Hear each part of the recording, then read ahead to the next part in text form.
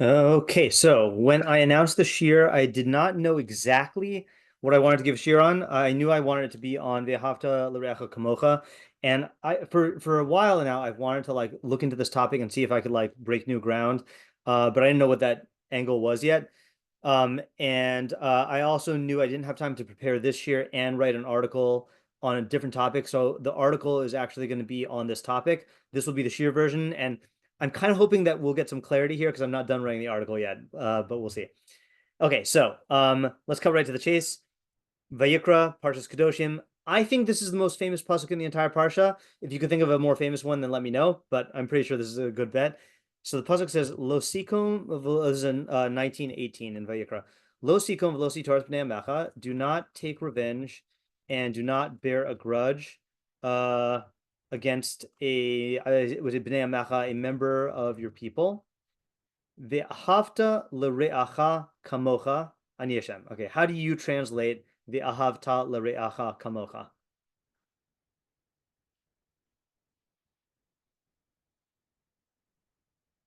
Yeah, Ayala. And you should love your fellow like yourself. Okay, and you shall love your fellow like yourself. I am Hashem. Okay, that is the conventional translation here. Okay. So, I don't know if we're going to answer all the questions and problems, but I do want, because it's only one phrase, I do want to get out all the questions in case we find new answers to them, or even old answers. So what are the questions and problems? Focusing on Ve'ahavta l'reacha kamocha. I don't want to get into revenge and bearing a grudge. Although I did give a shiur on revenge earlier this year, so you can listen to that. Yeah, Ayala. Maybe I'm already thinking with the lens of halacha in mind, but what does this practically mean? Is it like Okay, telling you how to feel or something else? right. Practically speaking, what does this mean? Okay. Is this telling you how to feel, how to act, both, something else? Okay, yeah, Lauren. I guess is there any significance to the fact that it says like you have to lireyacha, like the two your Okay, right. friends? So Like that's what does another that mean? classic question, right? So, what is implied by the preposition? Yeah, preposition le, to your friend, your fellow, right? Um, that's literally right. As opposed to, for example, v'ahavta es Hashem Elokecha, or v'ahavtem es hager, right? That's a point that they make here. Yeah, Fega and Chaya. What does Reecha mean, and Right. why is it connected to Ani Hashem? Okay, so what does Re'acha mean? And I'm going to say more specifically who is included or excluded from this group. And by the way, you can tell right away that that this is an important question. Simply, I mean, you don't have to say this, but the first half of the pasuk does not say Re'acha. It doesn't say Lo sikum lo sitor es Re'acha. It says B'nei Amecha. Plain pshat is B'nei Amecha. Well, which one would you say sounds more inclusive or more exclusive here? B'nei Amecha or Re'acha?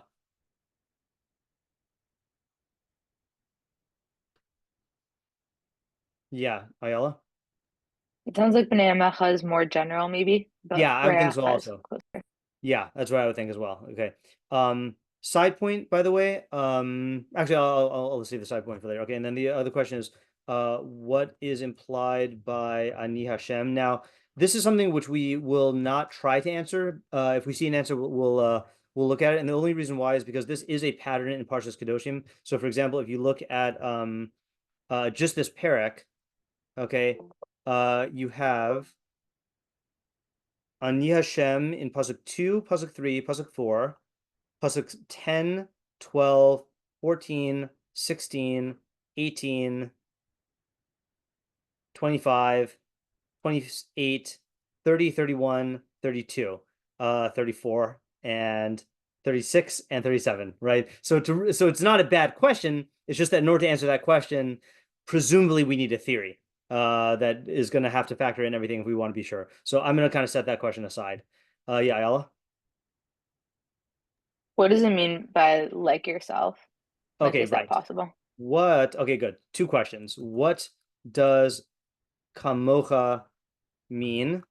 And actually, I'll put it in one question, I guess. Yeah, what does Kamocha mean?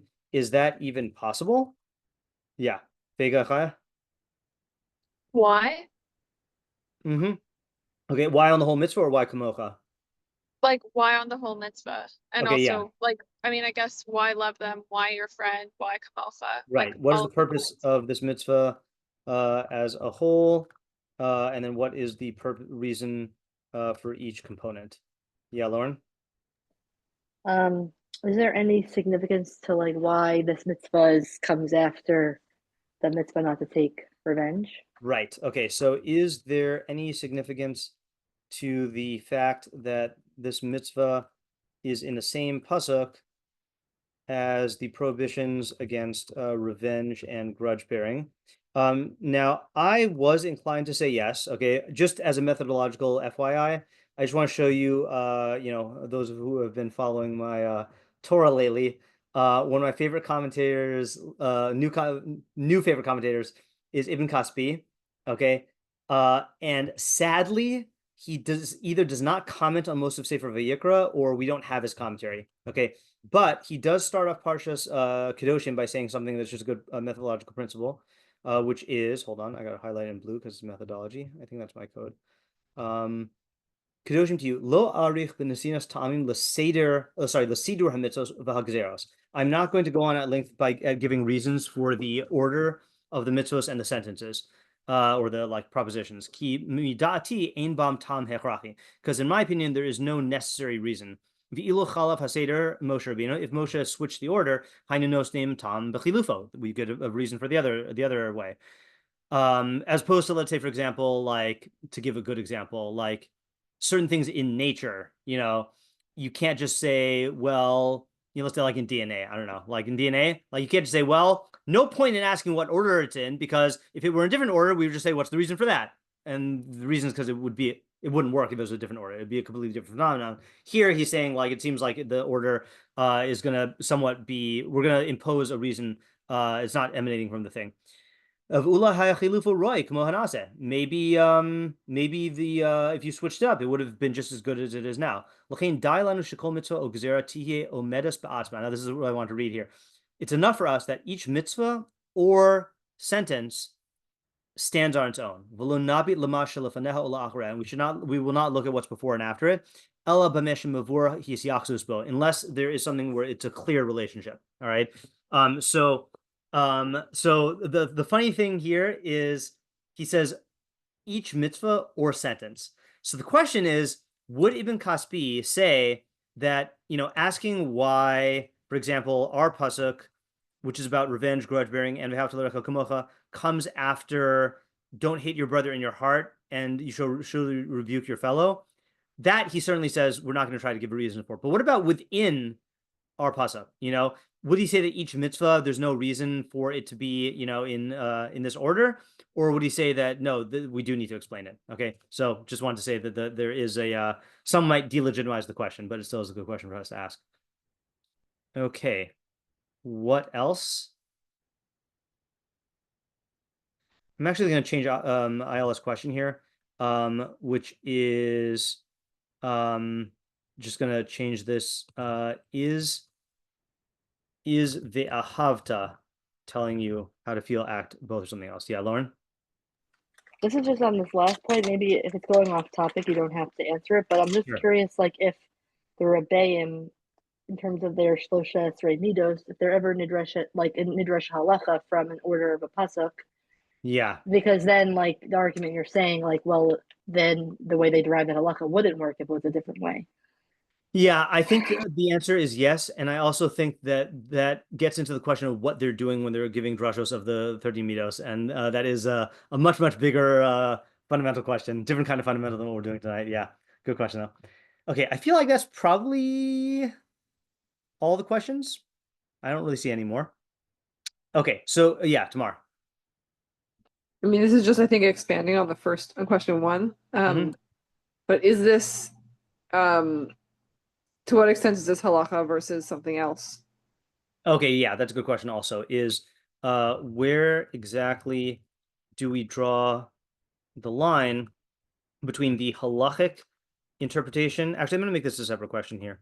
The halachic interpretation, that's not of this pasuk, and the ethical / philosophical implications. Yeah, it's tough in a mitzvah like this. Okay, now because the goal tonight is to see something new. Okay, I'm not going to ask you what you think for all these because we're going to be here all night. Then I do want to do this. I want to establish a baseline by just reading the Rambam. This is not going to answer our questions and might even raise more, but I want to have a baseline. Okay, so the Rambam in the Sefer, I'm going to read two places. Rambam Sefer Mitzvos says, the Hamitzvah Hashesh Umasayim, the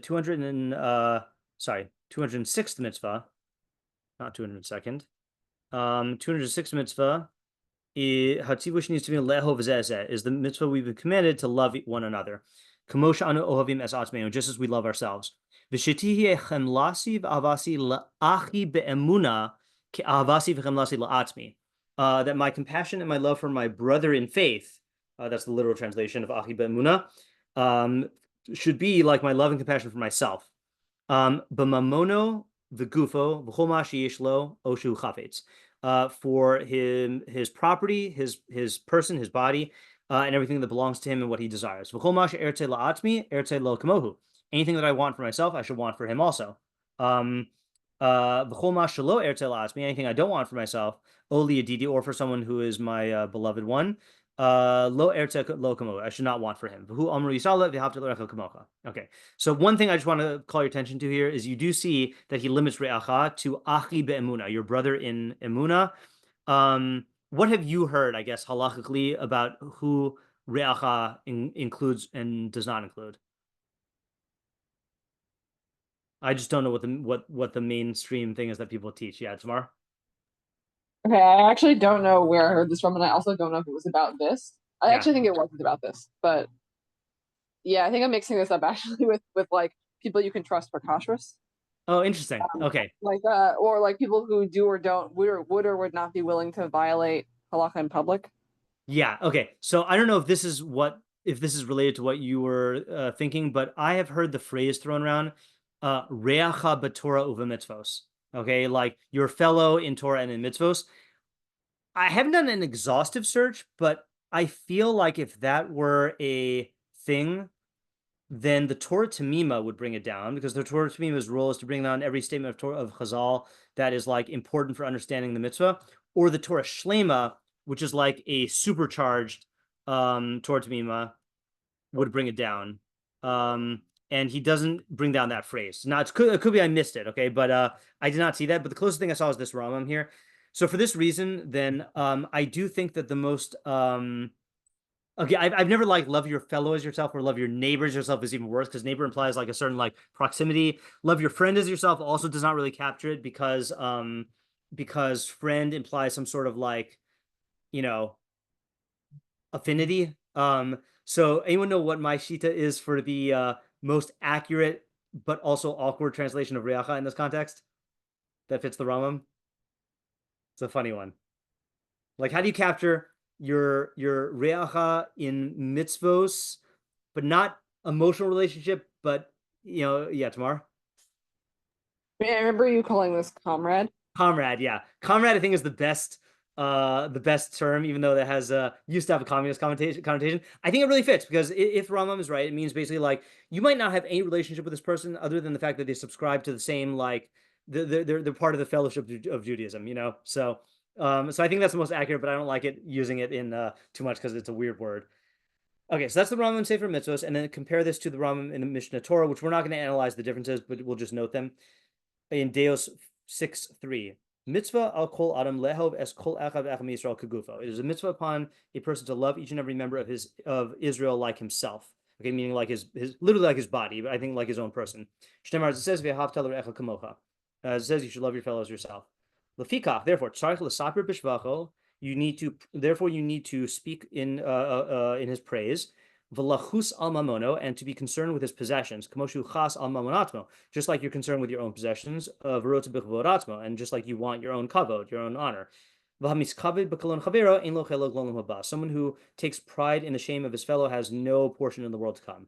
Okay, now already there are questions here. I mean, brother in faith is very different than member of Israel, right? Member of Israel like, so I guess the question would be, what about a non-religious Jew, right? So, brother in faith would sound like it would exclude that, but member of Israel sounds like it would include that. Someone who denies the Ikarim, let's say, right? Is that, halakhically he's a member of Israel, or do you say no, he's not? Okay, so that's one thing that's different. Secondly, the Rambam does emphasize in the Sefer Mitzvos the reciprocal nature of this thing much more. In fact, he doesn't do it at all, right? In the Mishnah Torah, right? In the Sefer Mitzvos, he says, should be like the love for myself. Anything I want for myself should be done. I should want for him. If I don't want it, it shouldn't be done for him. Or I didn't, whatever. Mishnah Torah doesn't mention that. Rambam does not overtly mention honor in the Sefer Mitzvos, and he does here. There's a little bit of a weird thing also how he says therefore. Like, is that part of the mitzvah? If that's part of the mitzvah, then why therefore? Like, that is the substance of the mitzvah, Also, why is bringing this? Anyone who takes pride in the degradation of his friend doesn't have a portion of lahava. Okay, so these are all questions that we could do if we were analyzing the Rambam. Okay, but this is the basic structure of the mitzvah. At the very least, it does seem to involve doing and not doing certain things for your friend that you would or wouldn't want done to you, and then whether it is a feeling or not. What does it sound like from the Rambam? Do you think it sounds like the mitzvah is to feel this or to just do the actions? According to either of these formulations here.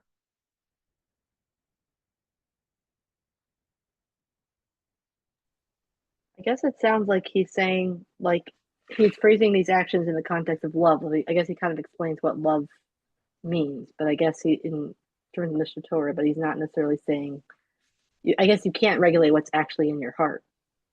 Right. So I've given a shiur before about how I don't think that the Torah directly regulates emotions. I think the Torah regulates actions which are calculated to result in certain emotions.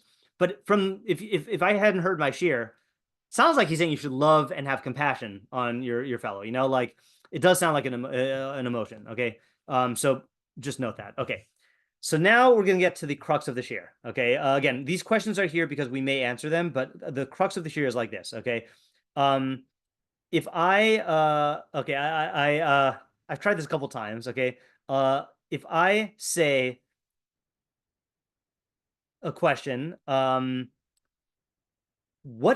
try to be vague here. What place does this principle have within Torah, or what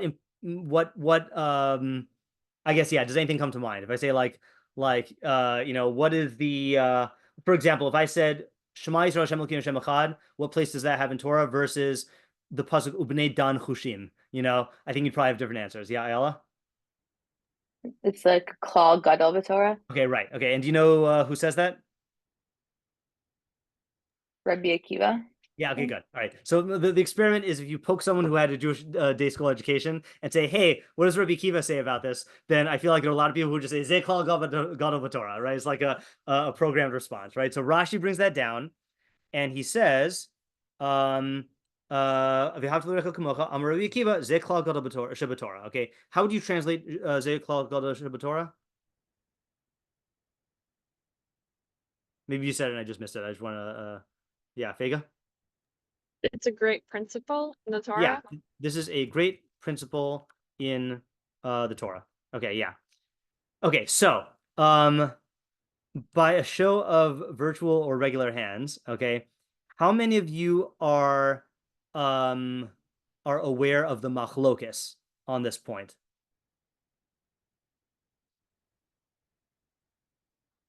Okay. Oh yeah, Fega, you got it? Do you mean the machlokess where like a lot of different rabbis are talking about which is the klal gadol and like Rabbi Akiva? I've only heard one other opinion. Maybe there's another Gemara I'm not familiar with. With the like korban tamid. Oh, okay. So I have found the wackiest thing about that. Okay. So you're right. There is that. I'll just tell it to you now because I know I'm going to forget it. So the Torah Shlema says, okay, I'll just read it from the Torah Shlema. Okay. This is wacky statement. I think it's from the Torah Shlema. No, maybe it's not. Maybe it's from it can't be from the Torah Tamima. Hold on a second.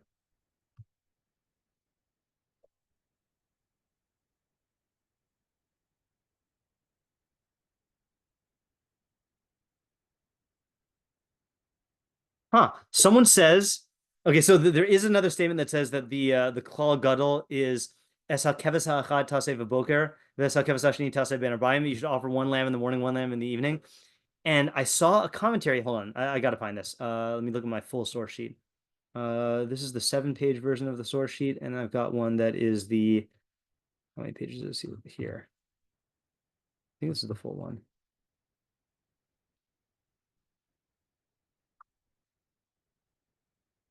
14 page. Okay, yeah.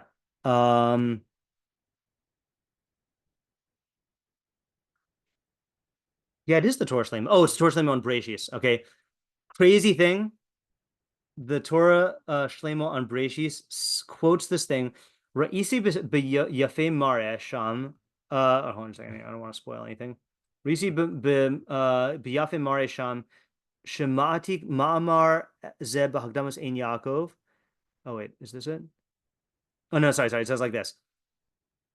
Uvapanim meirus, I think, miviu v'kasav delo matza agada zos b'shem mahari ben Habib hevi be'ein Yaakov b'hagdama mamra tumua ma'od. Okay, so the Mahari ben Habib, that's the author of Ein Yaakov, brings down in his hagdama an extremely astonishing statement. Achrei shevi mamar hanizkar le'el. Shimon ben Pazi Omer matzinu pasuk kolel yoser. We found a pasuk that includes more than than what we're talking about here. V'hu es hakeves ha'achad taseh v'boker. Bring one sheep in the morning. Amad Rabbi Ploni al raglav amar halacha keben Pazi.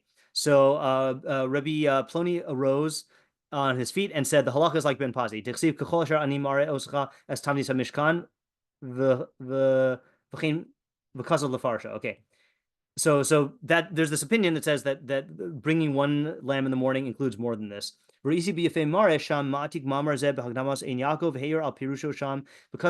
amin shanuska hazo mechazal. So he says, I don't believe that statement is from Chazal. Okay, she'ein la havana lefia pshat. It doesn't make any sense according to the pshat. Upirish hanizker halitzii, that this explanation is a joke. I mean, he made the statement as a joke. Ela echamino talmidim himtziu lihizgaber b'pirush halitzii hazeh. That one of the talmidim basically like responded by making a joke. Okay, which is like an astonishing thing. So we don't even know if this is a real statement. And maybe this who said this? The Yafei Mara says that it might be a joke. Yeah. So I'm happy that you know about that though. That's I've only seen that here and in one other place. Yeah. Okay. But does anyone know the thing that we do know is a legitimate disagreement with Rabbi Akiva? If not, then I'm very excited to show this to you. Okay. So this is in 3 sources. So it's on the Sifra in Kedoshim, so on the pasuk. The oldest source, and it's also Midrash Rabbah, which we're going to read, but the oldest source is Talmud Yerushalmi. Okay, so it says like this. V'hafta l'recha kamocha, Rabbi Akiva Omer, Rabbi Akiva says, Zehu klal gadol shebetorah. This is, Rashi says, Zeh klal gadol shebetorah. I don't know if Zehu klal gadol shebetorah means this is the greatest principle in Torah, okay? But I'm going to translate it that way for more drama, okay? Ben Azzai Omer, okay, Ben Azzai, who was a quasi-student of Rabbi Akiva, student or peer, says, Zeh Sefer Toldos Adam, okay? This is the book of the descendants of Adam. Zeh Klal Gadol Mizeh. This is a greater principle, okay? So the question obviously is how would you formulate the questions here?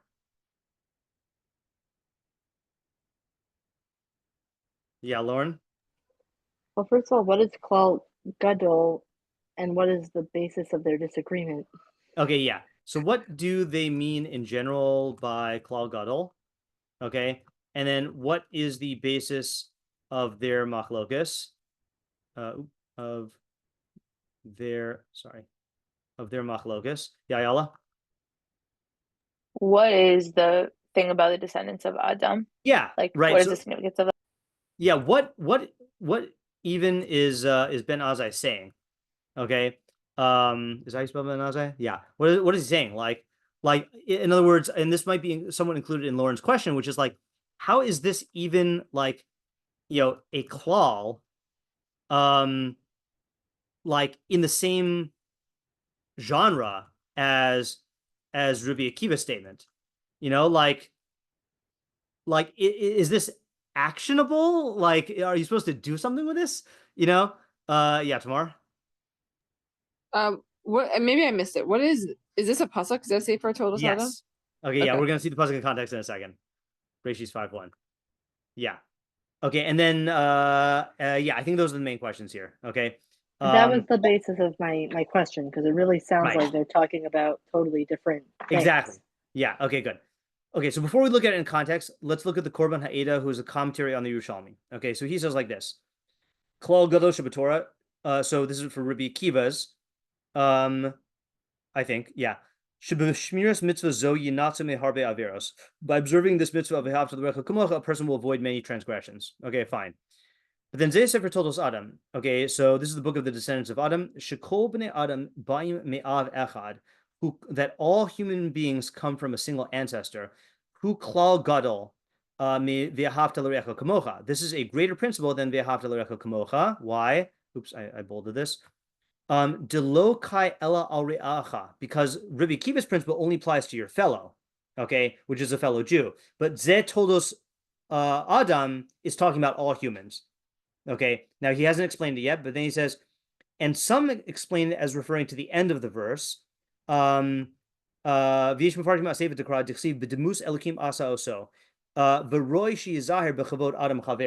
proper to honor every to honor your fellow human being. Okay, so what's the pasuk? So the full pasuk says like this: Zeh Sefer Toldos Adam. This is the book of the descendants of Adam. Biyom bro Elokim Adam. On the day that God created man, b'dmus Elokim asa oso. In the likeness of God, He made him. Okay, so let me show these two in context here.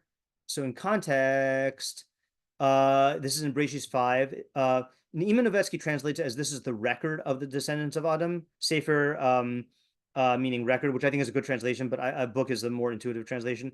On the day that God created man, He made him in His likeness. Zachar nekeva bara'am, male and female, He created them. Vayvarach osam, and He blessed them. Vayikra shemam Adam b'yom hibaram, and He called their name Adam on the day they were created. And the rest of the parak is going through the genealogy from Adam all the way to Noah. Okay, so that is the principle here. All right. And side note, I don't want to get too much into this here, but you'll notice it says B'demus Elokim. So there are Mefarshim like the Sforno who say that Selim Elokim, usually translated as the image of God or the form of God, is different than Demus Elokim, which is translated as likeness of God. So Avram ben Rambam has a view, which I think we'll assume for the purposes of this year. So the pasuk says in 26, 126, Bereshis, V'yomer Elokim nasa adam bitsalmenu kidmusenu. God said, let us make man in our form like our likeness. Okay. But then when He actually does it, in the next pasuk says, Vayivra Elokim es adam bitsalmo. God created man in His tselem, in His image or form, but tselem Elokim bara oso. In the tselem of Elokim, He made him. He created him. So it does not say demus. All right. And then in our pasuk, it says demus, but doesn't say tselem. Okay. So Avram ben Rambam says on that basis that the terms tselem and demus are interchangeable. Okay, so he says Tselem and Demus in the first pasuk shows you that both of them are used, and then the fact that it omits one in one place and one in the other means that it's interchangeable. So for our purposes, we'll just say Tselem Elokim is referring to the same thing. It's the part of you that thinks, that can gain eternal life, that seeks truth, that gains abstract knowledge. Okay, so that's what we'll assume about that for now. Okay, so the Korban Ha'eda is answering the question about what is Ben Azzai saying. Okay, so we have the Korban Ha'eda. It gives two possibilities. Okay, either A, Ben Azzai. Sorry. Either Ben Azzai is teaching us that all human beings descend from one man. Okay. or B, he's emphasizing that man was created, in the likeness of God. Okay. Now, what would you say?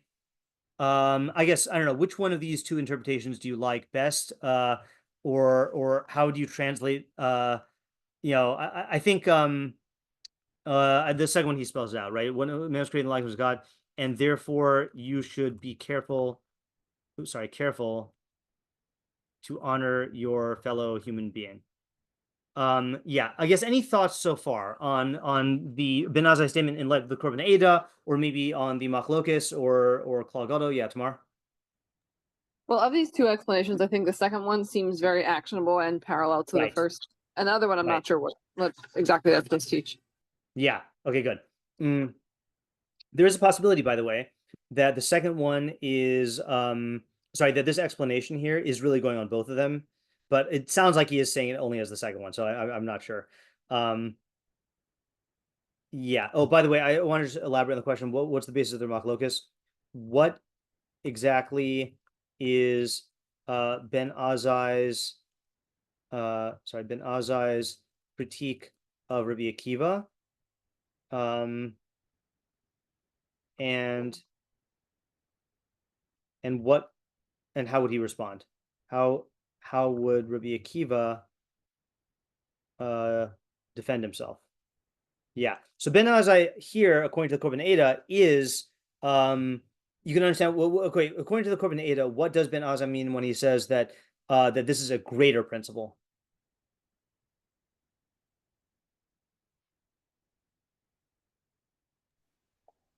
Maybe that it applies to more people. It's more expansive. Seems to be more universal, right? Okay, it applies to everyone, not just Jews. Okay, so then the question is, well, what's Rabbi Akiva going to say? Is he going to say that it doesn't apply to more Jews, or that we don't care about it, or there's another advantage in his principle? So it's really hard because we don't have a full dialogue. Okay, I just want to quote Shadal. I wrote a whole article about this called.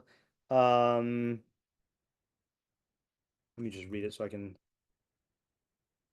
Shadal. So on Parshas Noach, searching for meaning in the post-Diluvian genealogy.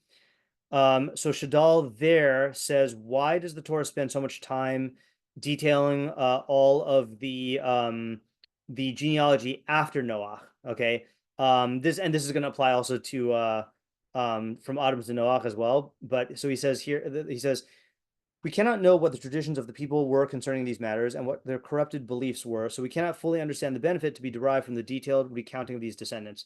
We do know, however, that many of the ancients said that their ancestors were born out of the soil by means of a miracle performed by one god or another, or that they were born of the gods themselves. The intention of the Torah here is to refute these tales and to establish the true belief that we are all the children of one man and all the work of one God. And I think actually, maybe I didn't quote the full thing. I think he also says.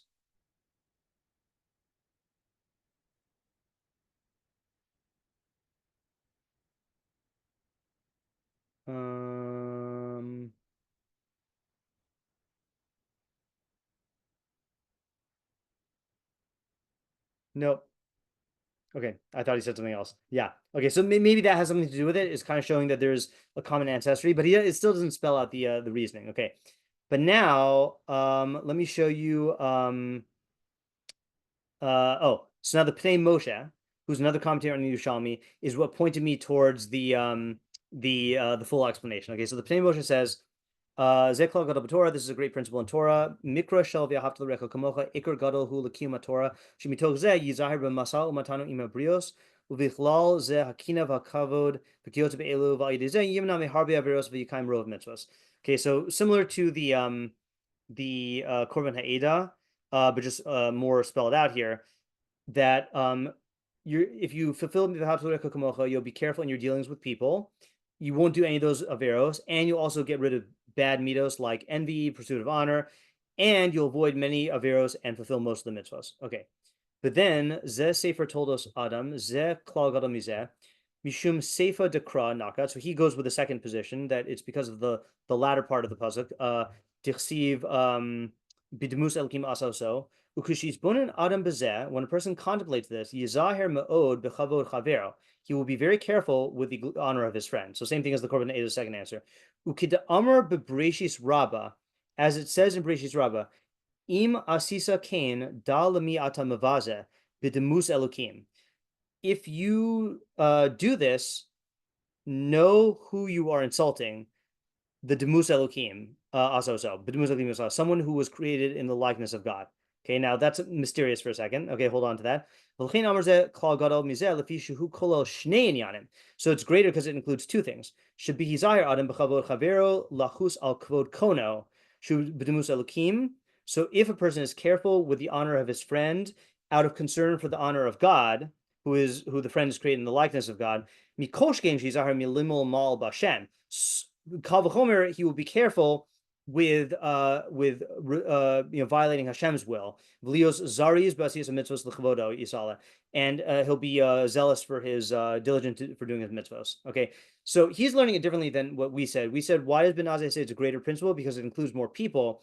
But what the Pnei Moshe is saying is that it's a better principle because it includes v'ahavta l'recha kamocha functionally, because you're going to be careful with the honor of your friend. And you could draw a kal v'chomer to the honor of God. If you're careful with your friend because of kavod shemayim, because he is created in the demus of God, so kal v'chomer, you be careful with God. Okay. Now, whether you agree with that reasoning or not, structurally, I think it's a better interpretation of what klal gadol mizeh means. It's truly a better principle, right? Quantitatively and qualitatively. Okay. But what intrigued me is that quote from Breshis Rabbah. Okay. So this led me to Breshis Rabbah, which is the latest chronologically, but also the fullest version of this midrash. Okay, and I'm going to warn you here, I'm not going to read the printed version. Okay, there is a printed version which is in Al HaTorah and Sfaria and my printed Ein Yaakov, but it is corrupted. Okay, and I know this because when I learned it, it didn't make sense. And then the Ein Yaakov's commentary says that it's a corrupted text, and the Torah Shlema says it's a corrupted text, and he says that the Ravid brings down that it's a corrupted text. So I'm not even going to try to confuse you with what the corrupted text says, but if you ever look this up and you see that it's not what I'm going to tell you, it's because basically they switch Rabbi Akiva and Ben Azzai, and it messes up the logic. Okay, so here's the real version. Rabbi Akiva Omer v'ahavta l'recha kamocha. This is, by the way, on Breshis Rabbah on 5:1 or on 25 20 something. I don't know in the numbers 24, I think 7. So Zeh klal gadol b'Torah. This is a great principle in Torah. Ben Azzai Omer. Ben Azzai says Zeh sefer toldos adam. Zeh klal gadol mizeh b'Torah. This is a greater principle in Torah. Now, why? Shelo tomar. So you shouldn't say hoyo v'nisbazesi yisbazecha ve'ra'imi. Since I was degraded, then my friend should also be degraded with me. Hoyo v'nis kalalti, since I was cursed, yiskalo chaveri imi, then my friend should be cursed with me. Amar Rabbi Tanchuma, and here's the part that the Pnei Moshe was quoting from, Ima sisa kain dalami ata mavaze b'demus elokim asa oso. If you do this, meaning if you degrade or curse your friend, you should know who you're degrading, the one who was made in the image of God. Okay, now what does this clarify about Ben Azzai's objection to Rabbi Akiva? I think this exposes like a flaw or a weak point, or at least an objectionable point in Rabbi Akiva's v'ahavta l'recha kamocha.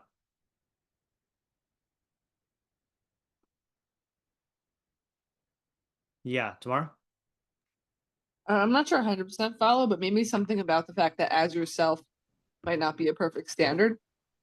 Right, exactly. So what's the case he's highlighting here, that according to Rabbi Akiva would turn out one way and according to Ben Azzai would turn out another way? I mean, I'm not sure this is.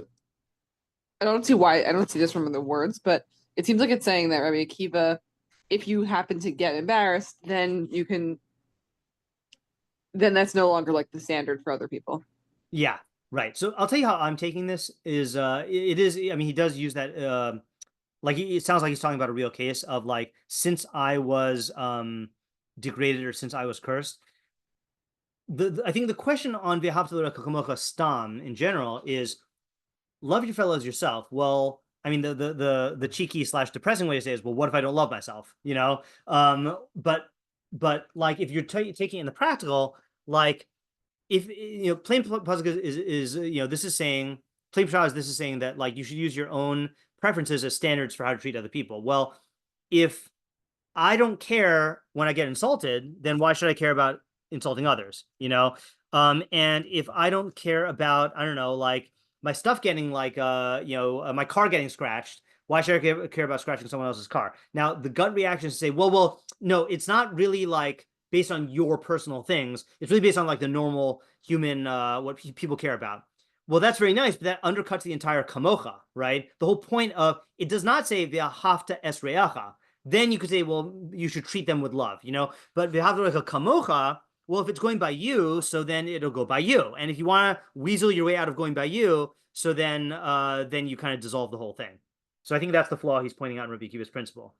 It's possible that the reason why he's saying, since I was cursed like this, I did see a thing that my head's been in this sugya for so long. I don't remember who said what. There is someone who does answer the question about why this is in the same pasuk as revenge by saying that v'ahavta l'reacha kamocha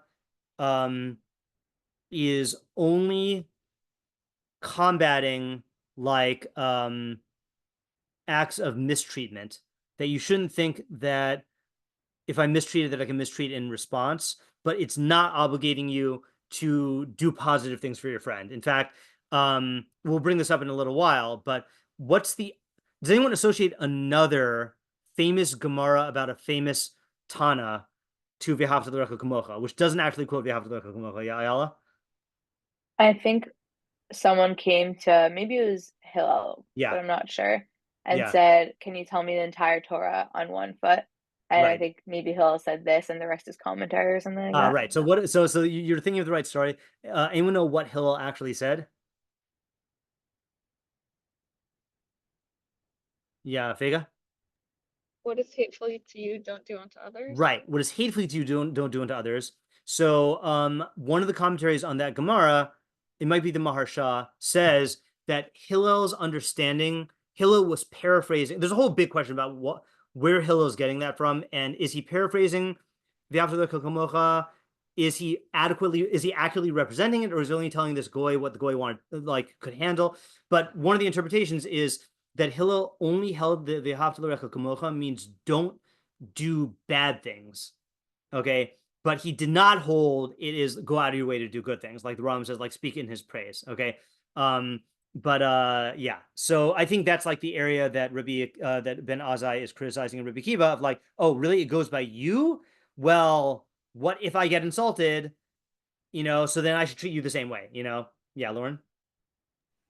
I feel like people don't often have the self-awareness to know that just like I wouldn't want this done to me, so I wouldn't do it to others, or even to like think about just like I love myself, I'll also love my friend. I feel like it's in some ways more intuitive to love other people because of what Ben Azzai is saying, because they're all created in the image of God.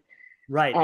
Because I mean, I'm watching this show called Shababnikim, which is like it's a really show about these like cool charedim that are like interacting with like more chiloni people that are also interested in Torah. And in just the episode that I watched last night, like things are all breaking down because the one guy that's trying to make the most peace to the chilonim and who is trying to do so much of the v'ahavta l'reacha kamocha, they do one slight to him, and then he then wants to get revenge back at them. And it's just like it's like this back and forth, but like it really stemmed from them being so insulted that then they have to go back and do revenge to them. That's interesting. Yeah, I agree. This does take a certain amount of self-awareness to to employ. The only, I guess, the advantage along the same lines though is that I can see an advantage of every person was created in B'Tselem Elokim. You see how long it's taking humanity to like make progress on that. Like even in our own country, despite the Constitution saying all men were created equal, we did not practice that until the abolition of slavery, and we still don't practice it today. So it's like an abstract principle, whereas Rabbi Akiva's does rely on a self-centered guiding principle, which is how most people are, self-centered. But your point is the double-edged sword, is the opposite side of that. So yeah. Yeah, it goes both ways. Yeah, I can see also being with your friends, you'll be nice to your friends. Right, exactly. Okay, So the Torah Tamima has a little commentary on this Ben Azzai thing. Okay, he says, I'm actually just going to read this in Hebrew. Oh, sorry, in English. Rabbi Akiva alludes to what is stated in the Agada in Shabbos 31a about the Gentile who came before Hillel and asked him to teach the entire Torah while standing on one foot. Hillel said to him, "That which is hateful to you, do not do to your fellow. This is in the entire Torah. The rest is commentary. Go and learn." The meaning is that just as it is hateful to you when someone violates your will, so too you should not violate the will of Hashem, whose Torah you came to learn. Okay. Side point there. I think when people read that Gemara, what is hateful to you, don't do to your fellow or your friend. People assume that the friend is talking about a human being. Rashi there quotes a pasuk in Mishnah that says, "Reacha v'rea avicha al tazov." Do not abandon your friend and the friend of your father. And he says, "Zeh HaKadosh Baruch Hu." This is referring to God. And what is hateful to your friend, what is hateful to you, don't do to your friend. Rashi says is just as you wouldn't want people violating your will, don't violate God's will. And then his second interpretation is Reach HaMamish, is your human friend. Okay. So I think that's the lines that the Torah Tamima is going off of here, is don't violate the will of God. This is the foundation of Torah. The rest is an explanation of this principle, namely to understand what is hateful before the Holy One, blessed is He. Go and study Torah to learn that. This then is Rabbi Akiva's intent here in the manner of drush and stylistic elegance. So he's saying that Rabbi Akiva was not even taking our pasuk literally. He's giving a drasha that you should just as you wouldn't want your friend to violate your will, don't violate God's will. Okay, but then he goes on. What prompted him to associate this drasha with this pasuk is likely the simple difficulty with commanding a person to love another as himself, since this is naturally impossible. Okay, and good point, which does not get enough press. Even Rabbi Akiva holds, chayecha kodmin l'chayecha verach. Your life takes precedence over the presence of your fellow, over the life of your fellow. So even Rabbi Akiva, so not only is it impossible to love someone as much as yourself, but Rabbi Akiva says your life takes priority. Therefore, he interprets this love as meaning the absence of hatred, that one should not act against his fellow's will. And if this applies to people, all the more so to the Holy One, blessed is He. So I guess when I was remembering the Maharsha, I guess the Torah Tamima is probably what I was remembering here, is that the Torah Tamima learns Rabbi Akiva's statement to be the same as Hillel's, or Hillel to be the same as Rabbi Akiva, that it's just prohibiting you to do what is hateful to your fellow. And the real reason this is klal gadol is because you're supposed to think about God. That just as you wouldn't want someone to do something against your will, you shouldn't do what's against God's will. Okay, so far this is just an explanation of Rabbi Akiva. Okay, but now Ben Azzai. Ben Azzai adds, from Rabbi Akiva's statement, we only learn that which is hateful to you, do not do to your fellow, which implies that someone who doesn't care about his own honor isn't obligated to care about the honor of others either. So that's like I was saying, that's the hole in Rabbi Akiva's position here, is that if it goes by you, then if you don't care about something, then why should you care about it for others? To this, Ben Azzai responds, this is the book of the descendants of Adam. In the likeness of God, he made him. A person should not belittle the dignity of another. I'll read this in Hebrew. Ein roy la Adam lahakel b'chvod zulaso. Lo rak mishum de Allah sani. Not only because of the principle of what is hateful to you, ela gam mishum shenivra b'dmus elokim, but also because he was created in the likeness of God. V'mekal b'chvodo, and if you belittle his honor, heavy mekal b'dmus hayotzer. It's like you're belittling God's honor. And then he says, I explained this elsewhere, which I couldn't find. Okay, so he's also saying that that seems to be saying that this is a better principle than Rabbi Akiva's because it encompasses more. Okay. Okay, so let's go back now to our question here. All right. Now that we have a better understanding of oh, I didn't write these down. So we got Pnei Moshe on Ben Azzai. Why is this not working? Pnei Moshe, who says that that what did he say?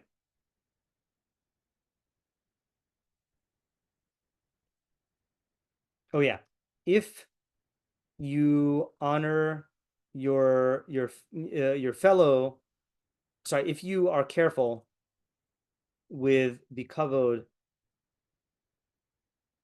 it's not working today, kavod of your fellow, then all the more so you will be careful with God's kavod. Okay, and then the Torah Tamima said, let me just get it again. Again, these are all going through my head.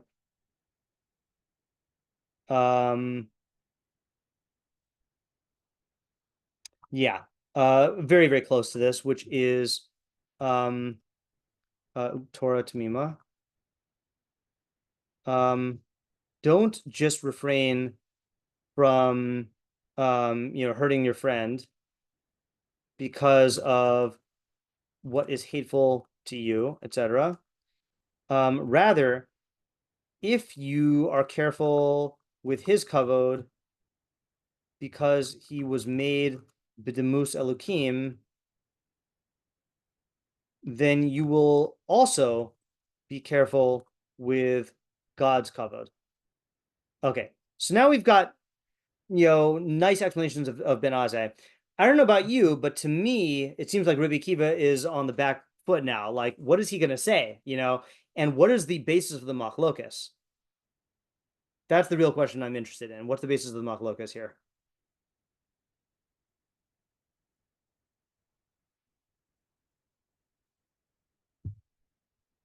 Yeah, Lauren? It's not an answer, but I'm just curious, because it seems like R Akiva is deriving this from the mitzvah in the Torah. Like, it's a mitzvah to love your fellow. There's no mitzvah based on what Ben Azzai is saying. I was thinking a similar thing, right? Yeah, I was thinking similarly, right? That is one thing Rabbi Akiva has going for him. Okay, in the interest of time, I will tell you up front, I do not have an explanation of the machlokess. Okay, I'm going to read you an unsatisfactory explanation, and then I'm going to pull a move. Okay, so the unsatisfactory explanation is from the Radal. I think it's Rav David Luria. He says like this, quoting the Ravan: "The following are the words of the Ravan in his work Siman 37. Ben Azzai holds that this is a sefer. This is the book. Okay." Represents the whole Torah. Okay, so not this is the record and Bereshit chapter 5. Okay, but this is the book is Sefer Torah. All right, the descendants of Adam, meaning that every person should love his fellow as though he were his own offspring. That is like his children. So this is a play on Toldos Adam. And Rabbi Akiva holds that each person should love his fellow as himself. And this is the point of the dispute. Uvaha pligi Rabbi Akiva. Pligi Ben Azzai sover Adam ohev es beno yoser migufo. Ben Azzai holds that a person loves his children more than himself. Lachein sover shezeh klal gadol. Shezeh sefer klal gadol. That's why he holds that the descendants of Adam is a greater klal. Rabbi Akiva sover Adam ohev atmo yoser. Rabbi Akiva holds that a person loves himself more. Lachein omer v'yahavta l'recha kamocha hu klal gadol. Okay, so that's his explanation of the machlokess. Is should you in other words, everyone holds that all people are like your offspring. Okay, but the question is, do you love your offspring more, or do you love yourself more? Now, I don't like this for two reasons. First of all, I don't think this Sefer Toldos Adam refers to the Sefer Torah. I think that's a stretch. But also, this is not the way we define machlokes in our yeshiva. Like this one holds this premise about human nature, and this one holds this premise. Like that's what they're arguing about. Like, do you love your kids more? Do you love yourself more? I mean, it could be the machlokes, but like I don't know. It's not satisfactory to me. Okay. So what's the move I'm going to pull? Okay, and this I didn't get this from myself. What's the ultimate way to explain a machlokes is to say that there is no machlokes. Okay, so I found a commentary of someone who I'm very curious if anyone's heard of him. And he explains that they're not arguing and that both of them agree to the same principle, and you can read v'ahavta l're'echa kamocha to mean what that principle says. Okay, has anyone ever heard of, not the Ramban, of Rav Naftali Hertz Wesseley? Okay, so I don't even think he's a rabbi. Okay, but all Torah says Rav. So he is 18th century. Okay, so he lived 1725 to 1805. This is from the Al Torah biography. Wesseley was born in Hamburg, lived in Copenhagen and Amsterdam, and then moved to Berlin in 1774, where he lived for the last 30 years. In the last year of his life, he moved back to Hamburg to live with his daughter and died there. He was a broker, agent of a number of European families. He had two notable teachers, Rav Shlomo Hanau, the outstanding Hebrew grammarian of the 18th century, and at some point in his teens or early adulthood, Rav Yonasan Eibeshitz, one of the leading rabbis of his generation. Okay, so why haven't we heard of him? Probably because they didn't publish him, but I think the reason why is because, I mean, they did publish him, but not Art Scroll. He is in that group of people who were 18th, 19th century,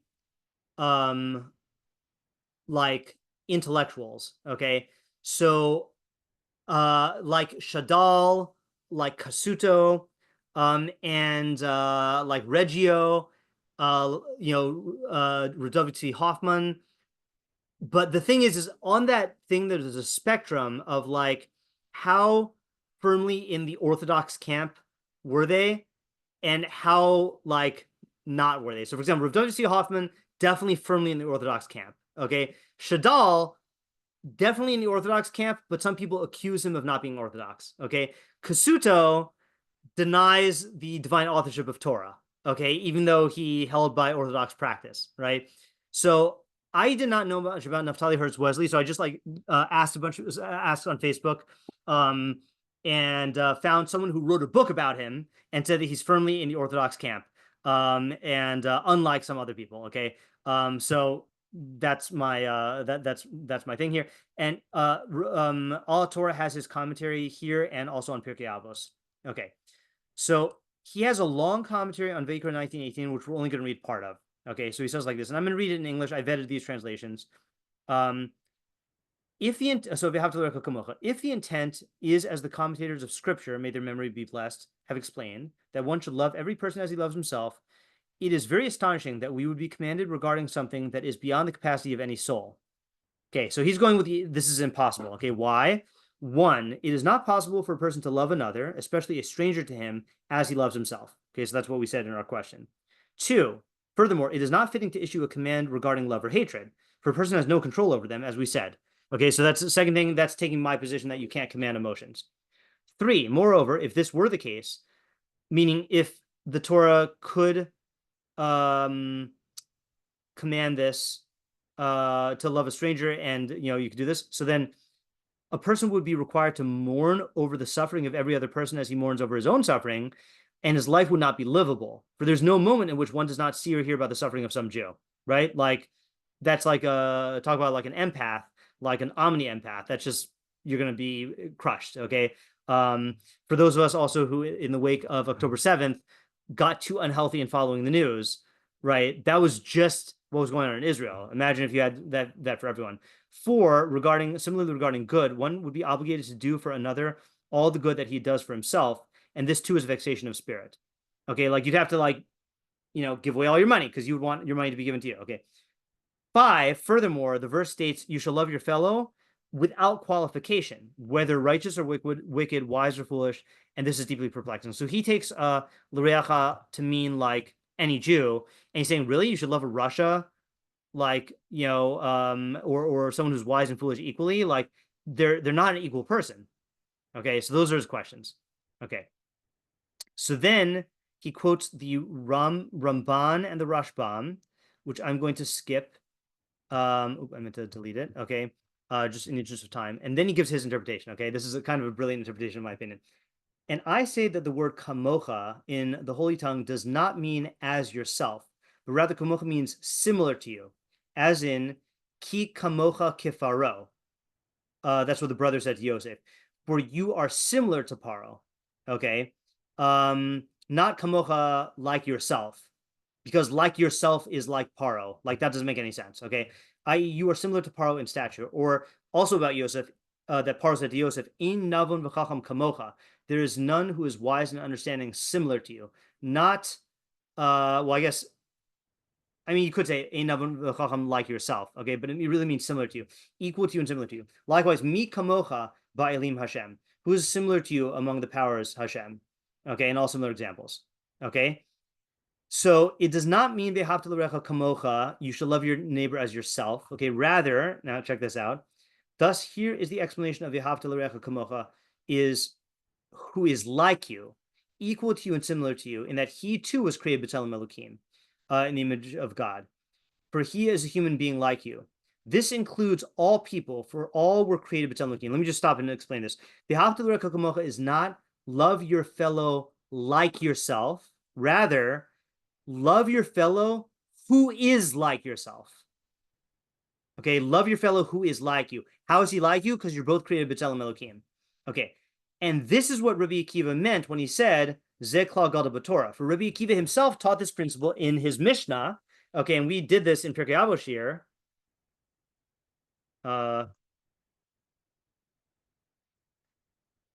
Chaviv Adam, oops. Huaya Omer, Rabbi Akiva used to say, Chaviv Adam shenivra b'tzelem. Man is beloved because he was created in God's image. Okay, so Rabbi Akiva does not attach love of your fellow to love of a fellow Jew for being similar to you. He says man is beloved for he was created in God's image, which is saying, that that this is, a basis for how you should treat other people. Now, he does later on go and say that Israel is special, but not because we have to lieu, but because we're banim to Hashem. Separate idea. Okay.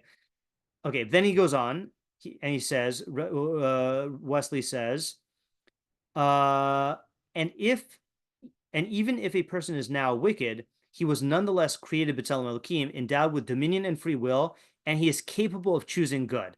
Okay, so you're not loving him indiscriminately because of his qualities. You're loving him indiscriminately because of who he is at his essence, which is a tzelem Elokim bal bechira, and he can choose good still. That is why Ben Azzai said, this is the book of the descendants of Adam, is a greater principle than Rabbi Akiva's verse, because in that verse it says, in the likeness of God he made him. In other words, it explicitly mentions the idea of tzelem Elokim. And Ben Azzai taught in his Mishnah, which we also learned, do not disparage any person. So Ben Azzai was also strict about not mistreating any human being. Okay, so this, so let me go and type this in our notes here. Okay, so what's the basis of their machlokess? Okay, so we had Radal said that Ben Azzai's principle is based on love of your children, whereas Rabbi Akiva's is based on love of yourself. And the machlokess is, do people love their children more or themselves more? Okay, I do not like that. But now you've got Rav Naftali Hertz Weisel, who says it's not a machlokess in principle. The principle is love your neighbor who is like yourself. Okay, because he was made in the likeness of God. Okay, rather, so what do you think the machlokes is about? Because the Yerushalmi and the Bereshis Rabbah do say zeh klal gadol mizeh. Ben Azzai says this is a greater principle. So what do you think the machlokes is about if it's not the idea?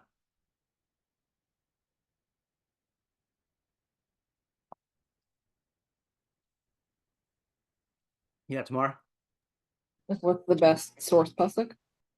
I think so. Is about which pasuk is the best source or anchor or expression. Okay, and here I think you can theorize what Lauren said, which is that. So I'll first of all say what Wesseley said, which is on the one hand, Bereshis 5:1 explicitly mentions the basis, the value in question, that man was created in the likeness of God. Okay. However, it doesn't mention any actionable principle. Okay. On the other hand, Rabbi Akiva's is a mitzvah. Okay. However, it doesn't explicitly mention tzelem Elokim. Okay, so I don't know how to define that machlokes any better, but I'll tell you what, To me, that's a much smoother read, and it avoids the awkward thing of saying, like, do they really argue that, like, is Rabbi Akiva really going to say, like, that that you shouldn't treat every person like it's Elam Elokim? Like, that seems very hard to say, Like, of course, he'll say that the mitzvah there's a mitzvah they have to Kamocha. Now, the problem on this is this how we paskin? Like, don't we hold that Ve'ahavta l're'acha kamocha is about Jews specifically? Okay, now I don't know how much leeway we have here. Maybe Wesseley holds that this really is about all people. I don't know. That's the radical part of the read. Okay, I just want to read a few more of his statements. I have not vetted these translations, and I'm not including this in my article right now.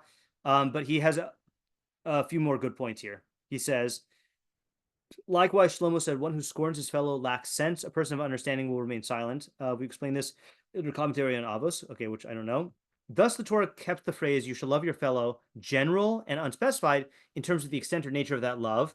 And Hillel the elder came and clarified, what is hateful to you, do not do to your fellow. That is, at the very least, do not do to others what would cause you distress if done to you. And this is clearly true. It is forbidden to cause pain or humiliation to any type of person, righteous or wicked, except through the proper path of justice or out of loving rebuke to return him to the good. So he learns that the pasuk and the principle is really unlimited, but Hillel is giving you like a baseline, or a minimum, which is what is hateful to you, don't do to your fellow. Obviously, it extends beyond that. Just as the Torah obligates capital punishment for one who spills human blood, whether he is wise or foolish, righteous or wicked, and gives the reason for in the image of God he made man, so too regarding what is hateful to you, this is the proper approach.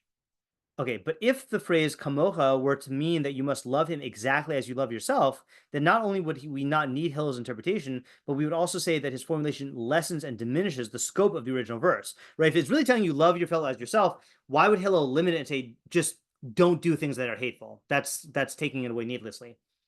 Now, the common Hebrew idiom for someone who loves a person as himself is ohavo kenafsho, not kamocha or kamoso. He loves him as his own soul, as with the love between David and Yonasan, where it says Yonasan loved him as his own soul. And again, he loved him with the love of his soul. And what would be so wondrous about David and Yonasan's love, for which it is said, your love was more wondrous to me than the love of women, if every Jew were obligated to love others as his own soul? So he's bringing another proof that the Haftarah Kamocha is not what people think. It does not mean love your neighbor as yourself, because that's not how you say as yourself in Hebrew. You would say kinafshacha. And if that's a basic mitzvah, then it's not a chiddush that David loved Yonasan as much as he loved himself, Rather, the true interpretation is, as we said, you shall love your fellow, was left general, and its interpretation was entrusted to the sages who possessed received tradition. Even the cantillation marks support this. The tipcha is placed under the word l're'acha, your fellow, rather than joining l're'acha kamocha as a single phrase. Let's just check this out here. It is in Hebrew. Okay, so losi toras b'nei amecha v'ahavta l're'acha kamocha ani Adonai. So what is he saying? That it's placed under the word l're'acha, as opposed to joining l're'acha kamocha. Okay, fine. I don't know enough about the cantillation to say that if it were read as one phrase, your fellow who is like you in righteousness or wisdom, it would exclude many people. Therefore, the cantillation separates you shall love your fellow, implying that you must love all people, and leaves as yourself as a separate element. Its meaning is because he is a human being like you. Okay.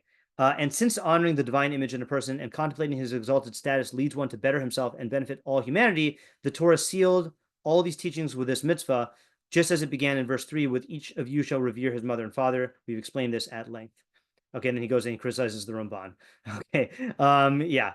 Okay, so that is, let's go back to our questions here. So I think we can now answer, I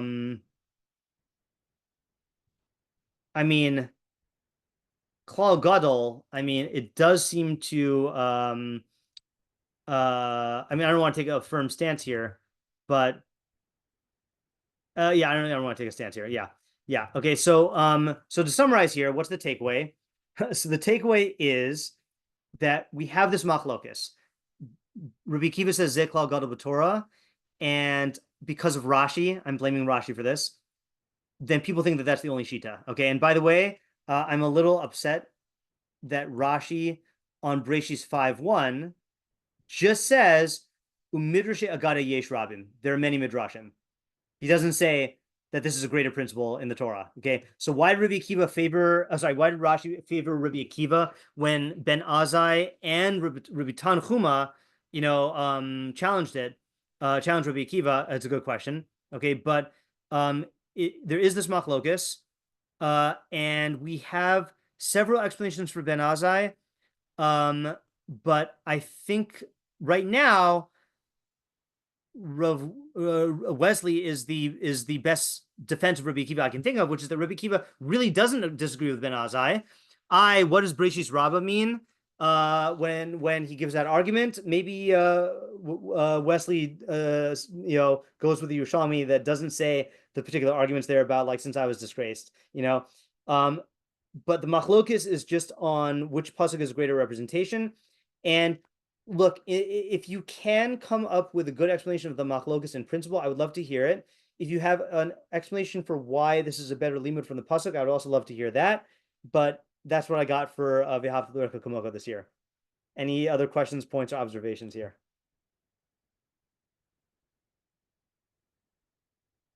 And we didn't answer all of our questions, but like I said, that was just to get the baseline here. I liked it a lot. I liked the last Wesley's commentary a lot. All right, nice. Yeah, it was cool. Yeah, it's a very, very original reading here.